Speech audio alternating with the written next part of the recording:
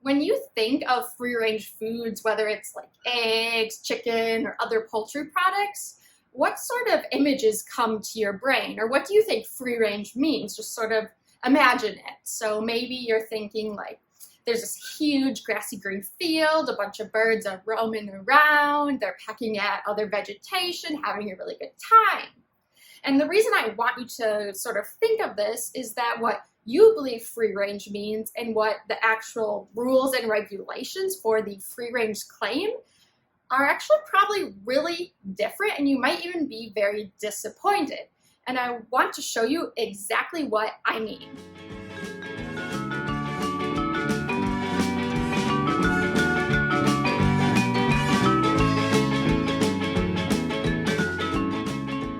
The reason I want you to first think, to yourself, what do you believe free range is? What sort of standards should a free range chicken sort of live by? Is because I now want to show you the definition, or sort of the real definition. And what I mean by real is the definition set forth by the United States Department of Agriculture. That's the USDA.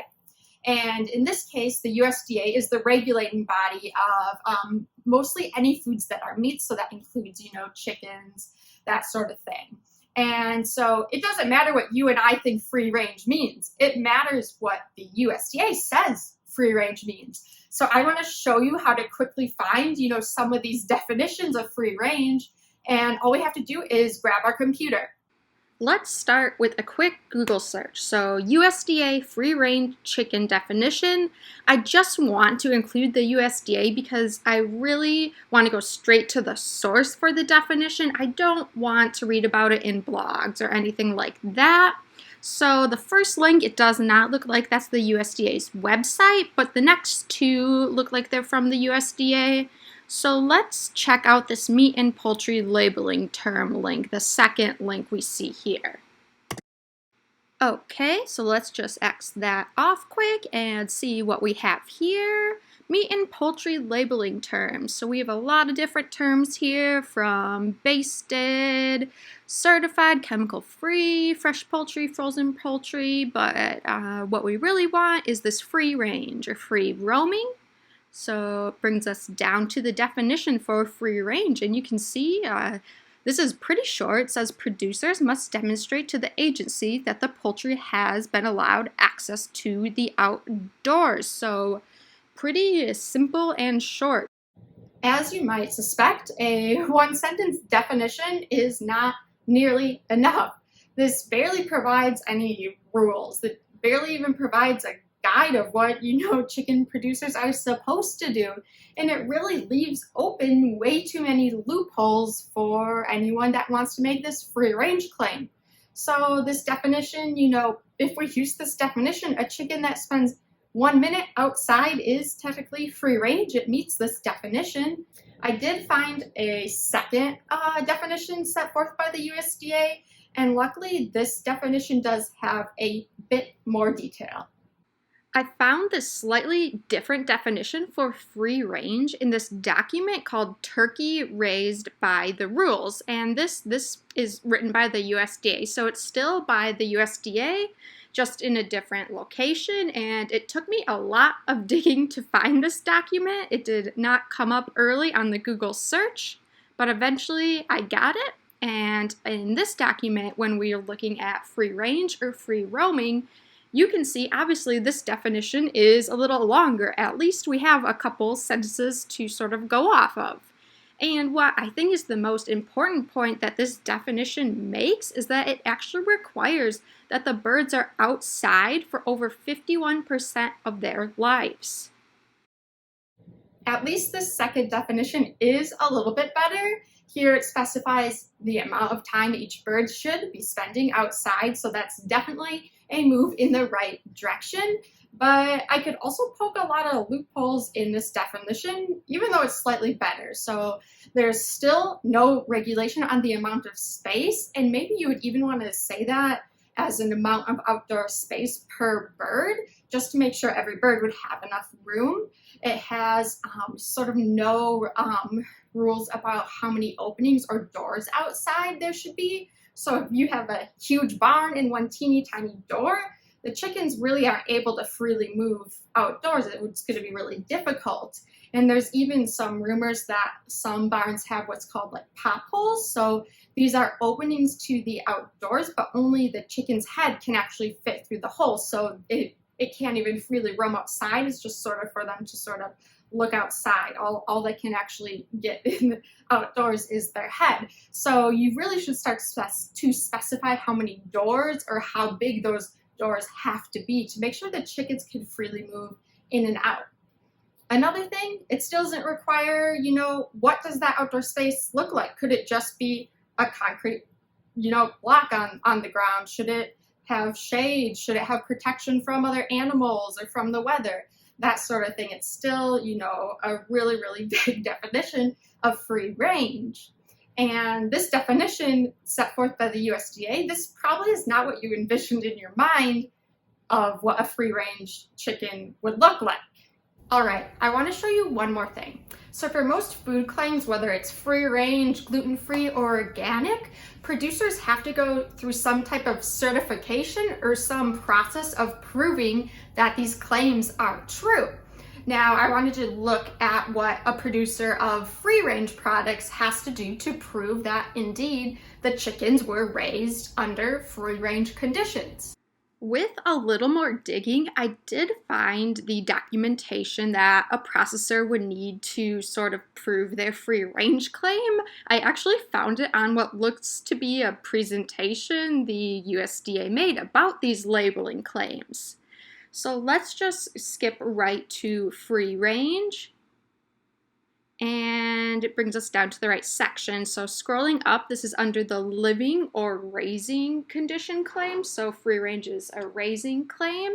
And let's look at the documentation needed.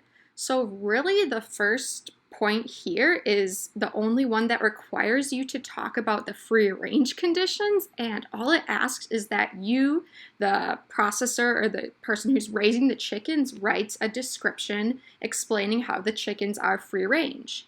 And then it looks like you have to sign and date this document. And that is how you would prove that indeed you have free range animals. Essentially, the chicken processor or the person who will directly benefit from being able to use the free range claim is responsible for writing up a brief summary of their facilities and how they have free range facilities. And to me, this is an easy problem to see. This really gives so much room to exploit the system if the direct beneficiary is the one describing their own facilities. That's like asking a toddler if they brush their teeth.